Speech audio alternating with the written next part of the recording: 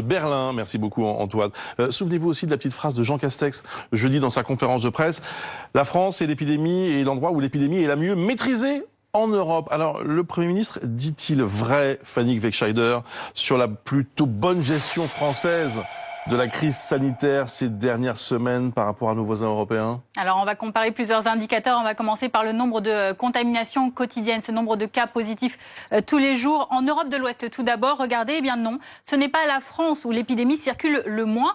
Sur cette courbe, c'est l'Espagne. On est actuellement en fin de courbe temporairement. La France donc en gris et ici l'Espagne donc bien plus bas, qui continue d'ailleurs une baisse, contrairement à la France. Ce n'est plus le cas en France. La France qui a tout de même connu un pic épidémique assez important fin novembre, mais une diminution plus forte que celle de l'Espagne, ce qui peut permettre de relativiser. Mais on le voit, la décrue la plus haute, c'est celle de la Belgique, cette courbe immense il y a quelques semaines, c'était fin octobre, 2 fois plus qu'en France et qui a beaucoup baissé. Là, l'épidémie, on va le voir également du côté de l'Europe de l'Ouest, où l'épidémie ne baisse pas durablement, sauf pour 3 pays plutôt bons élèves. Il s'agit de la République tchèque, de l'Autriche et de la Grèce, qui sont situés ici en bas de tableau, en bas de courbe. Par rapport à ces pays d'Europe de l'Ouest, donc d'Europe centrale, la France est donc l'un des pays où la décrue est la plus forte, avec la République tchèque, pas seulement donc la France.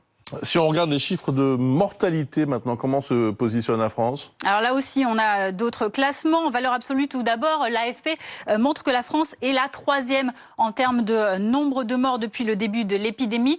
Triste record que vient de décrocher l'Italie ce samedi. Plus de 64 000 morts donc depuis le début de la pandémie, suivi de 10 morts de moins au Royaume-Uni. Vient ensuite donc la France en dessous des 60 000 morts, puis l'Espagne, la Russie et la Pologne. Rapporté maintenant à leur population, ce qui donne un petit peu une moyenne plus intelligible. Eh bien, regardez toujours ce classement de l'AFP.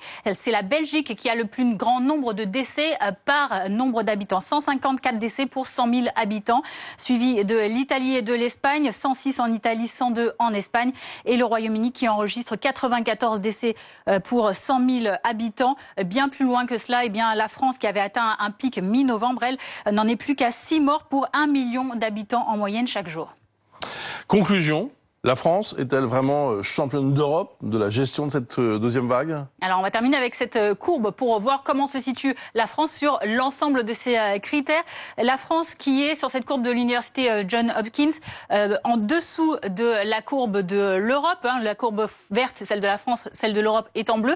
Elle est passée en dessous depuis le 21 novembre en termes de nouveaux cas par jour, même si on le voit, l'écart tend quand même à se resserrer entre les deux courbes et même que ces deux courbes commencent à observer une sorte de plateau, preuve que la situation n'est plus aussi bonne qu'auparavant. Mais il aurait été plus juste finalement pour Jean Castex de dire que la France fait partie des pays où la pandémie a reculé le plus vite et le plus, mais tout comme la Belgique, la République tchèque ou encore l'Espagne dont la situation continue d'ailleurs de s'améliorer, ce qui n'est pas le cas de la France.